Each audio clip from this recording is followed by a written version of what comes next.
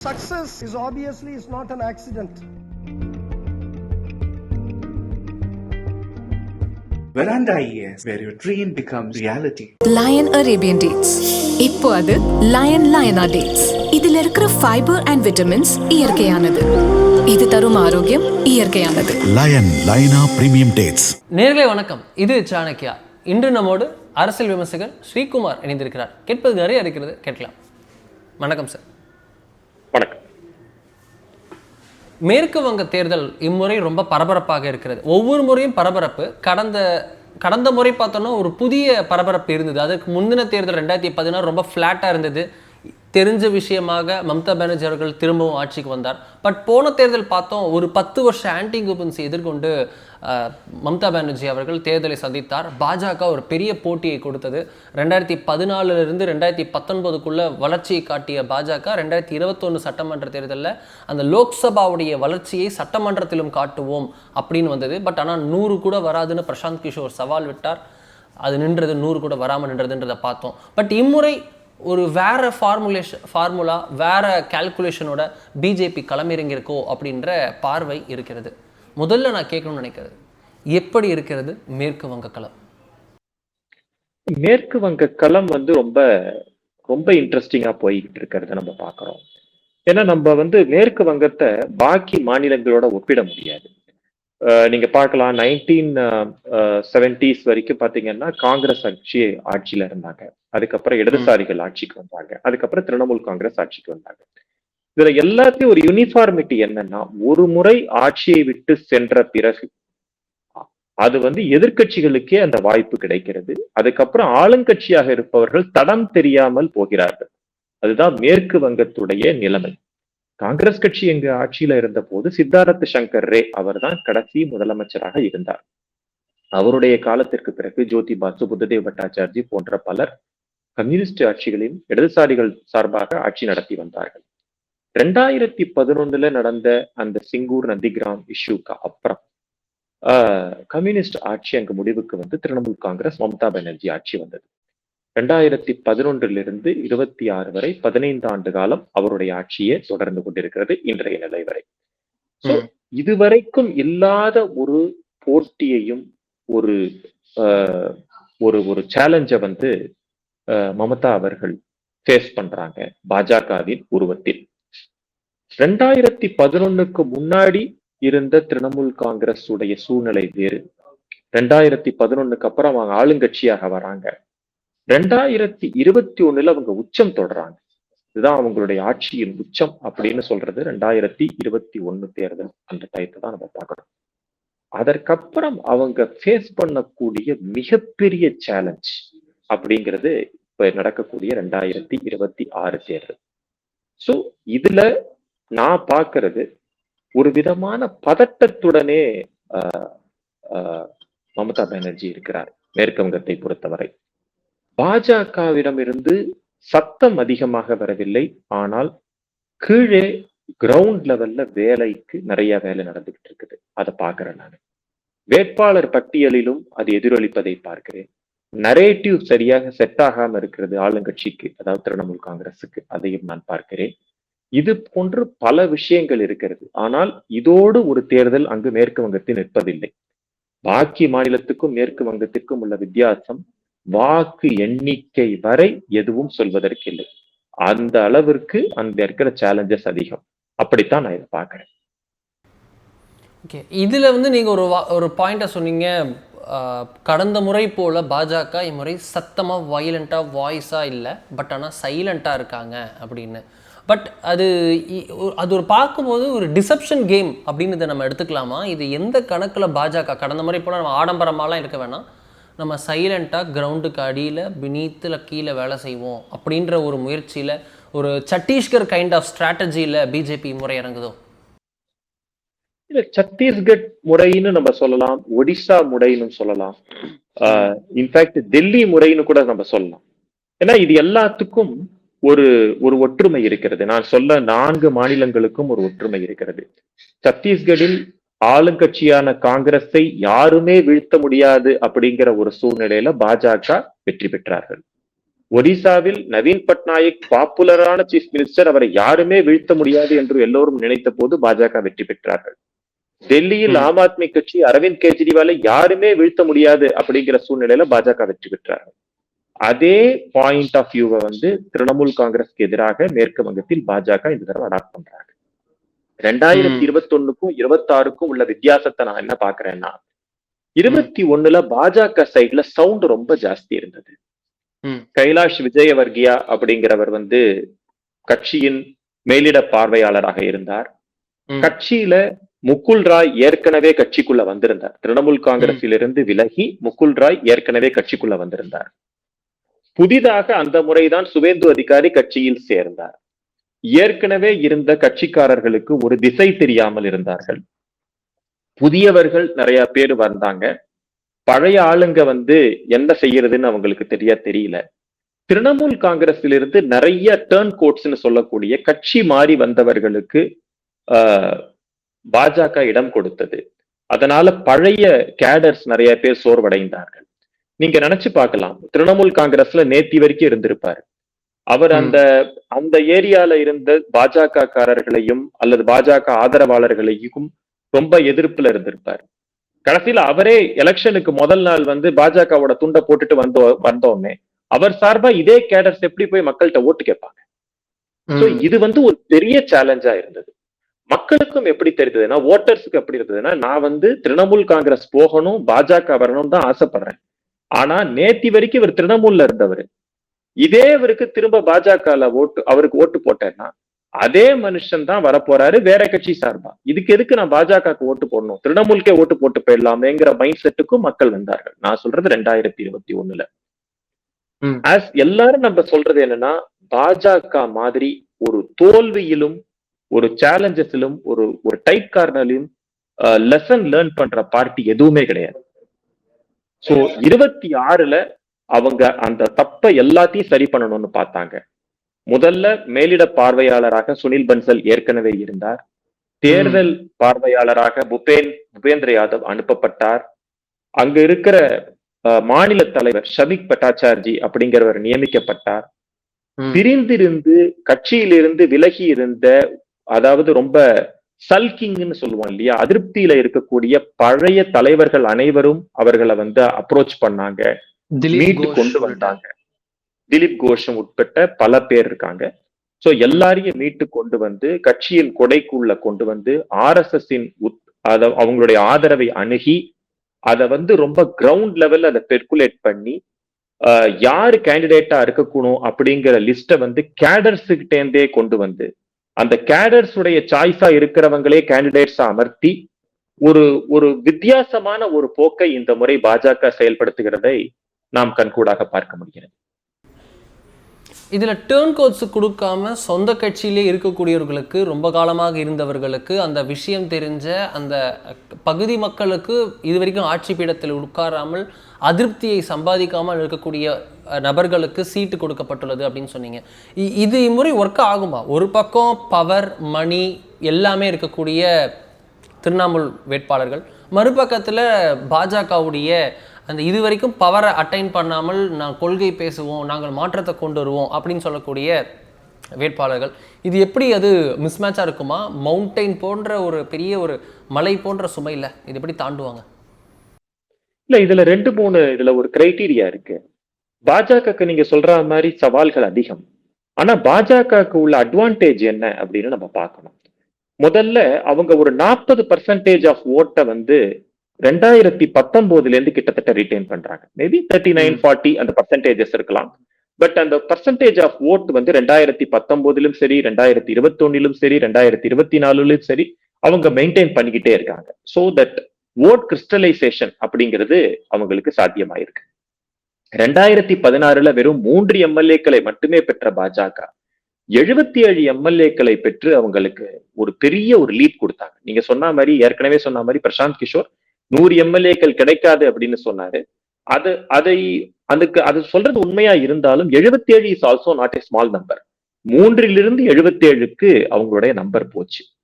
மூன்றாவது, நந்திகிராம் தொகுதியில் மமதா பானர்ஜி போட்டியிட்டும் கூட அவரை சுவேந்து அதிகாரி 2021 தேர்தலிலேயே தோற்கடித்தார். இது மூன்றாவது விஷயம். நான்காவது, மக்களுடைய பிரச்சனைகளை அவ்வப்போது களத்தில் எதிரொலித்துக் கொண்டே இருந்தது பாஜக. தமிழ்நாடு போலவோ பாக்கிய மாநிலங்கள் போலவோ அல்லாமல் மேற்கு வங்கத்துல பொறுத்த வரைக்கும் பீப்புள்ஸ் காசுக்கு எப்போதுமே பாஜக நின்றது, கேடருக்காக எப்போதுமே பாஜக களத்தில் நின்றது. ஒவ்வொரு முறையும் எந்தெந்த பிரச்சனைகள் வருமோ, அது அந்த டீச்சர்ஸ் இவங்களுடைய இஷ்யூஸா இருக்கலாம், அவங்களுடைய கவர்மெண்ட் சர்வன்ட்ஸோடைய அப்பாயின்மெண்ட் ஆர்டர் இஷ்யூவா இருக்கலாம், அல்லது ஹாஸ்பிட்டல்ஸ்ல நடந்த சில கொடுமைகள், அதெல்லாம் நம்ம ஏற்கனவே பார்த்திருக்கோம், அந்த விஷயங்களுக்கு எதிராக குரல் கொடுப்பதாக இருக்கலாம், கரப்ஷனுக்கு எதிராக குரல் கொடுப்பதாக இருக்கலாம், மமதா பானர்ஜியை ஊழல் விஷயத்துல கார்னர் பண்றதாக இருக்கலாம். இது போன்ற பல விஷயங்களை அவங்க களத்துல நின்று போராடிட்டு இருக்காங்க. எலக்டோரல் வயலன்ஸ் அப்படிங்கிறத தாங்கி நின்றுட்டு இருக்காங்க மேற்கு வங்கத்தை பொறுத்த வரைக்கும். ஏன்னா வெளியில போயிட்டு வீட்டுக்கு வரது நிச்சயம் கிடையாது. மேற்கு வங்கத்தை பொறுத்த வரைக்கும் எத்தனையோ கேடர்ஸ பலி கொடுத்திருக்காங்க. தன்னுடைய அந்த எலக்டோரல் அந்த ஹிஸ்டரிய பொறுத்த வரைக்கும் நம்ம பார்த்தோம்னா அந்த பயணத்துல அவங்க பல பேரை தொலைத்து இருக்கிறார்கள். சோ எல்லாத்தையும் தாண்டிதான் அவங்க வந்துகிட்டு இருக்காங்க. இதற்கு இன்னொரு காரணமும் நான் பாக்குறேன். ஒரு பெரிய ரூரல் டிஸ்ட்ரெஸ் இருக்கிறது மேற்கு வங்கத்தில். பொட்டேட்டோ ஃபார்மர்ஸுக்கு நடுவுல ஒரு பெரிய ப்ராப்ளம்ஸ் இருக்கு. கவர்மெண்ட் சர்வன்ட்ஸுக்கு டிஏ அந்த மாதிரி விஷயங்கள்ல கவர்மெண்ட் ப்ராமிஸ் பண்ணது எதுவும் செய்யல. அதை தவிர முக்கியமாக அந்த பங்களாதேஷி இஷ்யூஸ் அது மேற்கு வங்க மக்களை மிகவும் விழிப்புணர்வு அடைய வைத்திருக்கிறது. கேடர்ஸ் ரீவைட்டலைஸ் ஆயிருக்காங்க பாஜகல.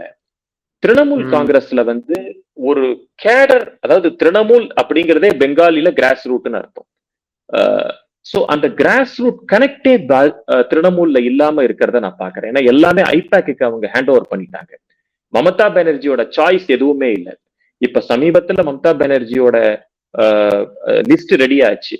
நீங்க பாஜகவோட லிஸ்டையும் திரிணாமுலோட லிஸ்டையும் பாத்தீங்கன்னா பாஜகவோட list it was a celebratory list by the cadres as well as by the public. Even Bhawanipur தொகுதியில மமதா பானர்ஜிக்கு எதிராக சுவேந்து அதிகாரி நிற்கும் போது கூட அங்க இருக்கிற கேடர்ஸும் சரி, அங்க இருக்கிற பீப்புளுடைய அந்த மகிழ்ச்சியை நம்ம சமூக வலைதளங்கள்ல நம்ம பார்க்க முடியுது. வேற திரிணாமுல் காங்கிரஸ் உடைய அந்த வேட்பாளர்கள் எல்லாருமே they are I-PAC selected people.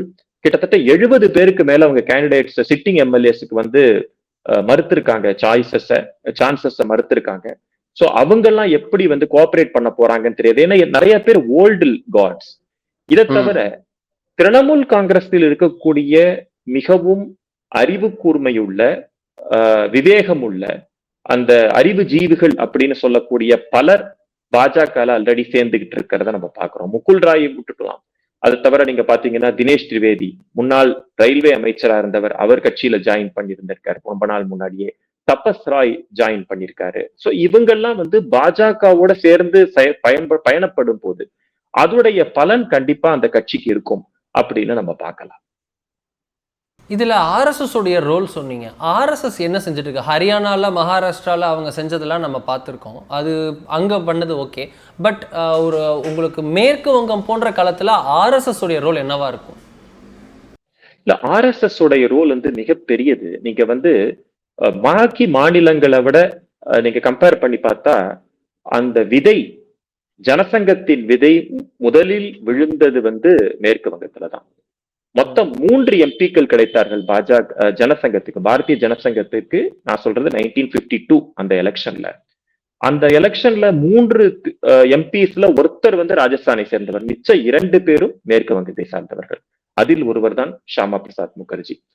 So அந்த 1952க்கு அப்புறம் 1957 எலெக்ஷன்லயும் ஒருத்தர் தான் ஜெயிச்சாரு. அதுக்கப்புறம் 1957க்கு அப்புறம் பெரிய ஒரு கேப் விழுந்து போச்சு. பட் அவர்கள் போட்ட விதை இன்னும் உயிரோடனே இருந்திருக்கிறது. அப்படிதான் நான் பாக்குறேன். இல்லைன்னா over a period of time கொஞ்சம் அதுக்கு முயற்சி பண்ண உடனே இவ்வளவு பெரிய வெற்றி கிடைத்திருக்க வாய்ப்பே இல்லை. நான் சொல்றது 2019ல 2021ல இந்த போன்ற டயத்துல that seed was waiting for its chance to grow. அந்த விதை வெயிட் பண்ணிட்டு இருந்திருக்கு. அது சரியான நேரம் வரும்பொழுது அது பூமியை பிளந்து கொண்டு கிளம்பியதாக நான் பார்க்கிறேன். சோ ஆர்எஸ்எஸ் பொறுத்த வரைக்கும் அந்த மக்களை கன்வின்ஸ் பண்றதுங்கிறது மட்டுமல்லாமல் அங்க வந்து மேற்கு வங்கத்துக்கு வந்து பங்களாதேஷுடைய நிலைமையை புரிய வைப்பதற்கு RSS உடைய வந்து டாக்டிக்ஸ், கன்வின்சிங் டாக்டிக்ஸ் ரொம்பவே ஹெல்ப் பண்ணிருக்கு.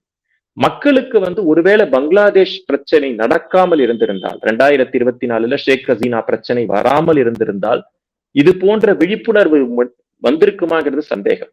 7 தலைமுறைகள் 213 வருடங்கள் பாரம்பரியமிக்க கைராசியான சிவராஜ் சித்த வைத்தியசாலையின் இணை நிறுவனமான சேலம் ரிஷி ஹெல்த் கேர் பெண்களுக்கான குழந்தையின்மை மற்றும் கர்ப்பப்பை சம்பந்தப்பட்ட பிரச்சனைகளுக்கு சிறப்பான சிகிச்சையும் மற்றும் மகப்பேறு மருத்துவத்திற்கான சிறப்பு ஆலோசனையும் வழங்கப்படும். தொடர்புக்கு 9842742500. ஸோ அந்த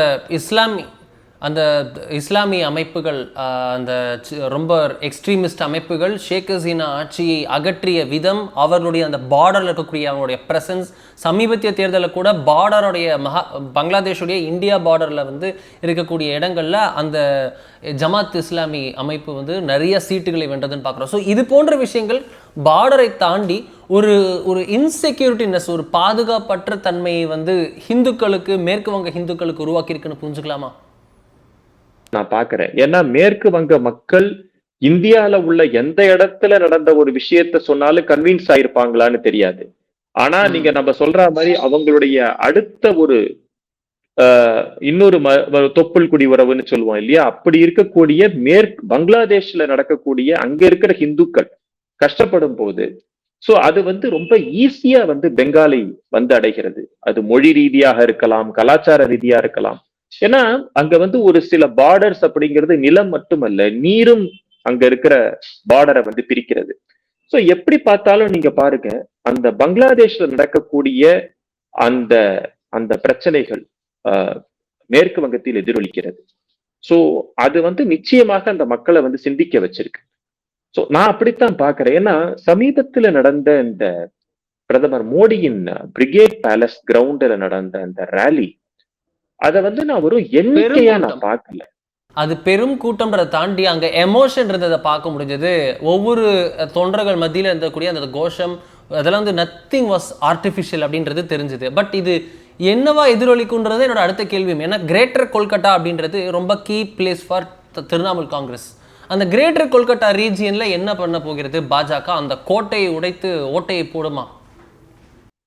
அதாவது மேற்கு வங்கத்தை நீங்க வந்து அனலைஸ் பண்ணீங்கன்னா there are 3 regions in West Bengal. One is North Bengal, அடுத்தது Rarh Bengal, and another is South Bengal அப்படின்னு 3ஆ பிரிக்கிறோம். இந்த சவுத் பெங்கால்ங்கிறது அந்த கீழே அந்த குடுவையில அந்த பாட்டில் மாதிரி இருக்கும் கீழே. So that is having more number of seats. So நீங்க வந்து அந்த நார்த் பெங்கால்ங்கிறது இந்த டார்ஜிலிங், அலிபுர்தார், ஜல்பாய்குரி இந்த மாதிரி இடங்கள். நடுவுல இருக்கிற அந்த பார்டர் டிஸ்ட்ரிக்ட்ஸ் அந்த இருக்கிறது பாத்தீங்கன்னா இந்த நக்சல்பாரி அப்படின்னு சொல்லக்கூடிய இந்த மெதினிபூர், புருலியா, ஜாகிராம் இந்த மாதிரி இடங்கள், பশ্চিமி இந்த மாதிரி இடங்கள்லாம் இருக்கும். பூர்வ பரத்வான், பশ্চিম பரத்வான் இதெல்லாம் முடிஞ்சு அப்புறம் அப்படியே கீழே வரும்போது உங்களுக்கு ஹவுரா, ஹூக்ளி, கொல்கட்டா, அதுக்கப்புறம் வந்து நாடியா இந்த மாதிரி பல டிஸ்ட்ரிக்ட்ஸ் இருக்கும். சோ இதுல நீங்க பாத்தீங்கன்னா பிரதமர் மோடி அவருடைய ரேலி வந்து it was in proper Calcutta region. அன்னைக்கு அவருடைய பேலஸ் கிரவுண்டோட ரேலி. இதுல ஏன் இந்த எண்ணிக்கை சம்பந்தமா மட்டும் பார்க்கல அப்படின்னு நான் சொல்றேன். இதுக்கு முன்னாடி இவ்வளவு பெரிய ரேலிங்கிறது 2009 நடந்ததா அங்க இருக்கக்கூடிய பத்திரிகையாளர்கள் சில பேர் சொல்லி கேட்கிறேன்.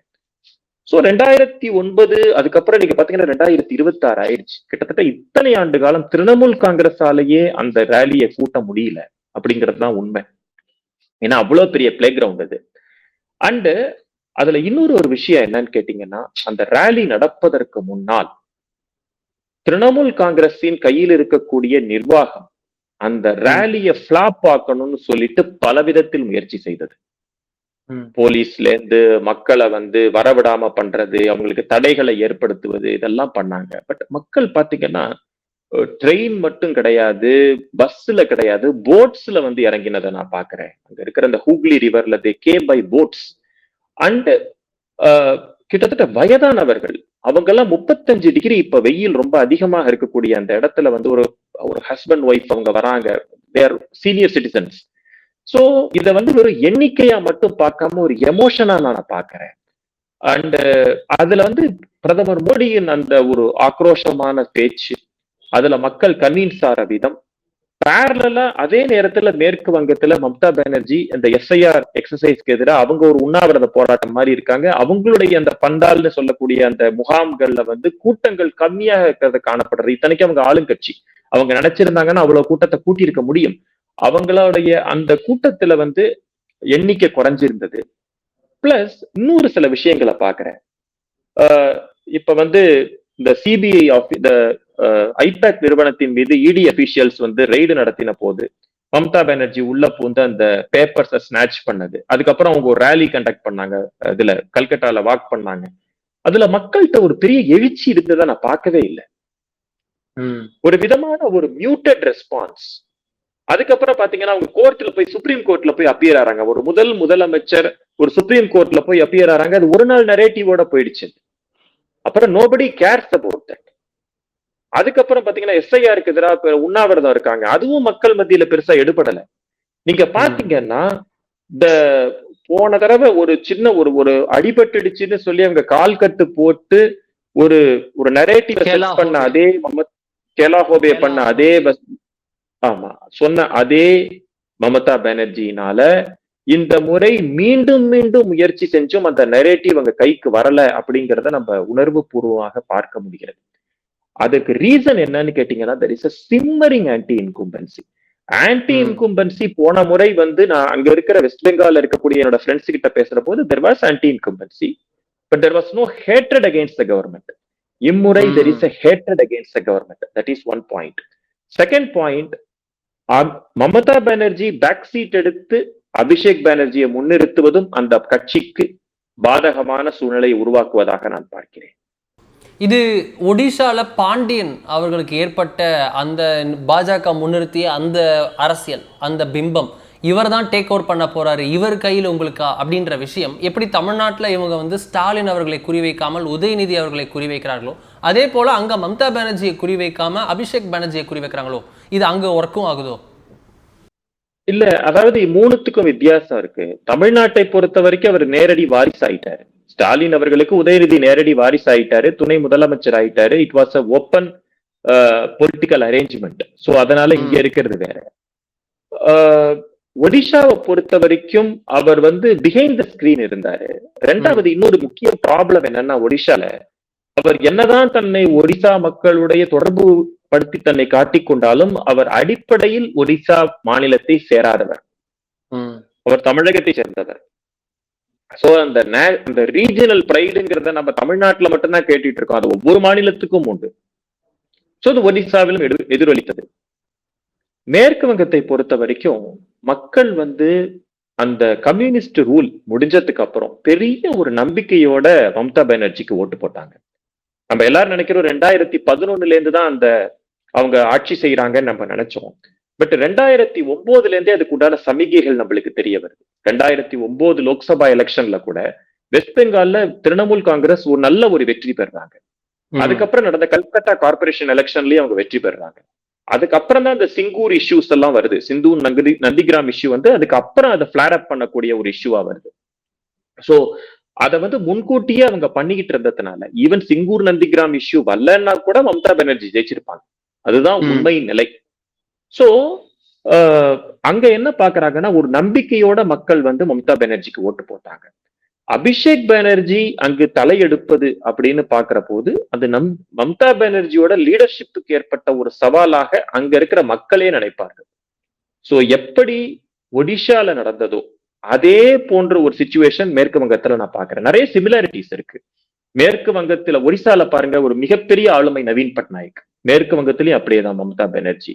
ரெண்டுமே ஈஸ்டர்ன் ஸ்டேட்ஸ், ரெண்டுமே லிங்குவிஸ்டிக் ஸ்டேட்ஸ். அங்கேயும் பாஜகவுக்கு ஒரு பெரிய முகம் இல்லை, இங்கேயும் பாஜகவுக்கு ஒரு பெரிய முகம் இல்லை. So it was more similarities. அதுக்கு ரெண்டும் ஒண்ணுன்னு சொல்ல வரல, பட் மோர் சிமிலாரிட்டிஸ் இந்த ரெண்டு ஈஸ்டர்ன் ஸ்டேட்ஸ்லயும் நம்ம பார்ப்பதற்கு கிடைக்கிறது. இப்போ இருக்கிற நிலைமையில இட்ஸ் நெக் டு நெக் அப்படின்னு சொல்லலாமா, இல்ல யாரோ ஒருத்தருக்கு எட்ஜ்னு சொல்வீங்களா? இல்ல, மேற்கு வங்கத்துல ரொம்ப அந்த ஒப்பீனியன் போல் எடுக்கிறது ரொம்ப கஷ்டம். The people will not be open.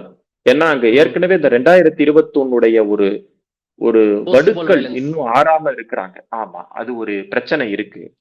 So எப்படி நடந்தாலும் என்னை பொறுத்த வரைக்கும் மேற்கு வங்கத்துல ஒரு 100 சீட்டை கண்டிப்பா பாஜக தாண்டும்.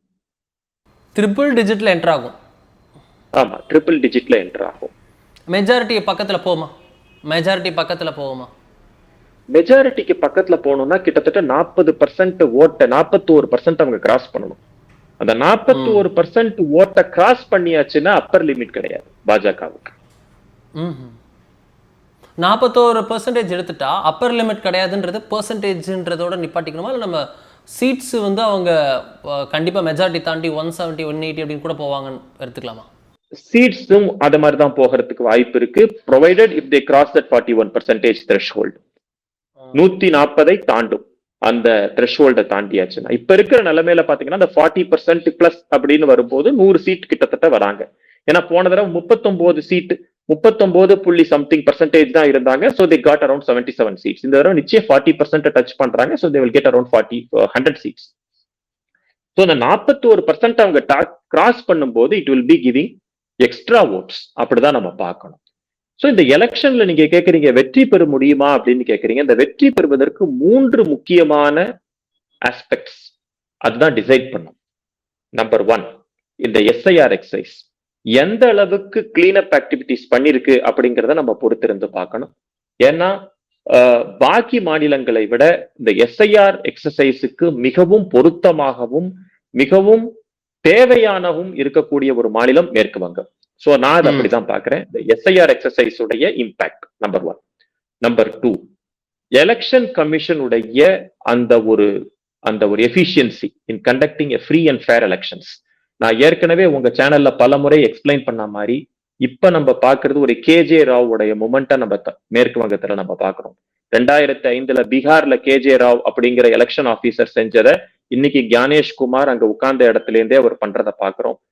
எவ்வளவு விதமான டிரான்ஸ்ஃபர்ஸ் நடக்குதுங்கிறத நம்ம பாக்குறோம். Starting from chief secretary, home secretary, district magistrates அப்படின்னு சொல்லக்கூடிய collectors, DGP level, SP level, commissioners level வரைக்கும், DIG வந்து சரக கோட்டத்துல இருந்து எல்லாத்தையும் மாத்திட்டாங்க, மொத்தமா எல்லாத்தையும் மாத்திட்டாங்க. பட் அது பர்குலேட் ஆகி அந்த பூத் லெவல் ஆபீசர்ஸ் வரைக்கும் வராங்களா அப்படிங்கறத நம்ம பொறுத்திருந்து பார்க்கணும். But the election commission is on this job. 2021லோ இதுக்கு முந்தைய இருக்கக்கூடிய தேர்தல்கள் போலவோ இல்லாமல் அந்த எலெக்ஷன் கமிஷனின் இரும்பு கரம் அப்படிங்கிறத நான் ரொம்ப நாள் கழிச்சு மேற்கு வங்கத்தில் நாம் பார்க்க முடிகிறது. இது 2வது பாயிண்ட். 3வது, அங்க இருக்கக்கூடிய அந்த இந்துக்களின் கன்சாலிடேஷன். சோ இதுவும் சீரியஸாக நடக்கும் பட்சத்தில், இந்த 3 ஃபேக்டர்ஸும் சீரியஸாக நடக்கும் பட்சத்தில் நீங்கள் ஒரு ஆட்சி மாற்றத்தை மேற்கு வங்கத்தில் எதிர்பார்க்கலாம். ரொம்ப இன்ட்ரெஸ்டிங் டேஸ் ஆஹெட் அப்படின்றத புரிஞ்சுக்க முடியுது. ரொம்ப நன்றி சார், நம்மோட இருந்து ரொம்ப டீட்டெயிலாக பேசியதற்காக மிக்க நன்றி. நன்றி, வணக்கம்.